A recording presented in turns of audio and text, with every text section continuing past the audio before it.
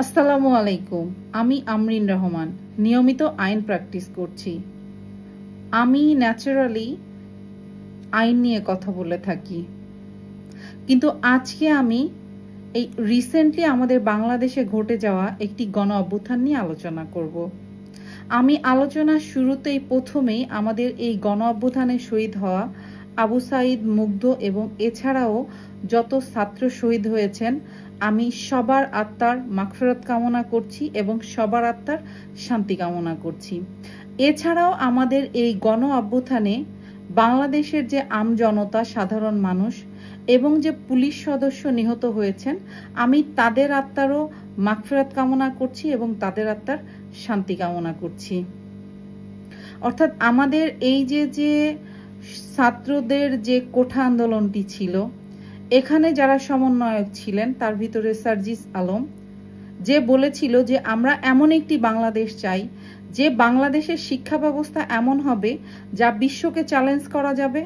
আমরা এমন একটি স্বাস্থ্য ব্যবস্থা চাই যে স্বাস্থ্য ব্যবস্থার সুবিধা বাংলাদেশের একদম প্রত্যন্ত অঞ্চলের যারা আছেন তারাও ভোগ করতে পারবেন। এমন একটি বিচার ব্যবস্থা থাকবে যে বিচার ব্যবস্থা সঠিক বিচার করবে, অর্থাৎ যে ব্যক্তি অন্যায় করবে, সে যে দলেরই হোক, যে মতেরই হোক, যে ধর্মেরই হোক, সে অন্যায় করলে তার বিচার হবে বা সে সঠিক পথে থাকলে সে ন্যায় বিচার পাবে।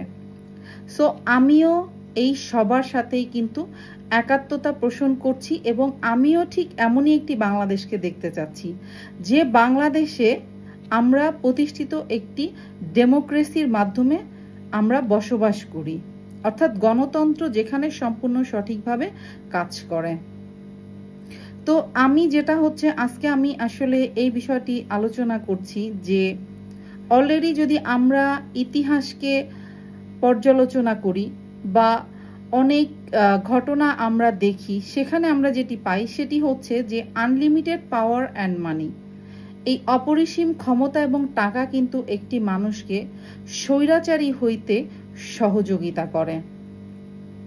অর্থাৎ মানুষের হাতে যখন অপরিসীম ক্ষমতা এবং টাকা চলে আসে তখন মানুষ অটোমেটিক্যালি স্বৈরাচারী হয়ে যায়।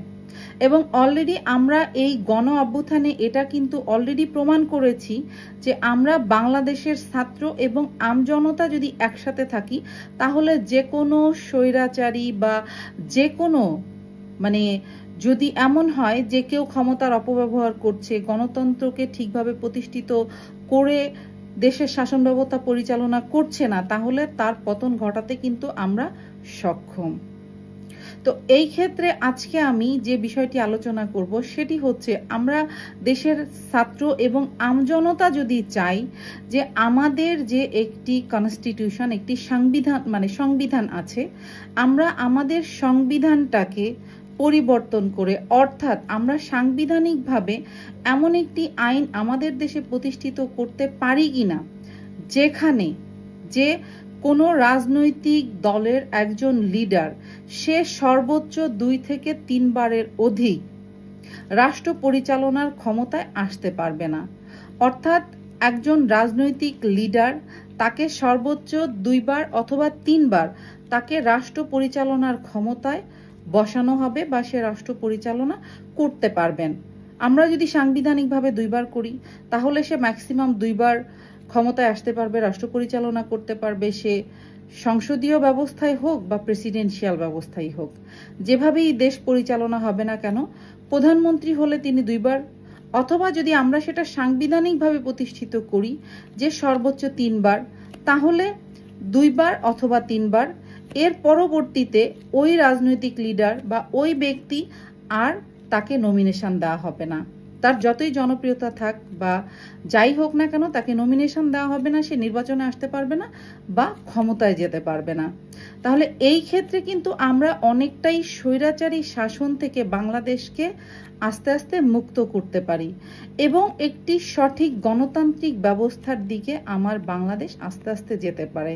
সো আমি যে বিষয়টি বললাম, অর্থাৎ আমাদের দেশের ছাত্র এবং আমজনতা আমরা যদি চাই যে সংবিধান পরিবর্তন হয়ে সংবিধান এটি করা হোক যে একজন রাজনৈতিক লিডার সর্বোচ্চ ক্ষমতায় হতে পারে 2 বার অথবা 3 বার ক্ষমতায় আসতে পারবে এবং রাষ্ট্র পরিচালনা করতে পারবে, কিন্তু এর চেয়ে বেশি ওই রাজনৈতিক লিডারকে বা ওই ব্যক্তিকে নমিনেশন দেওয়া হবে না, বা নির্বাচন করতে দেওয়া হবে না, বা ক্ষমতায় আসতে পারবে না।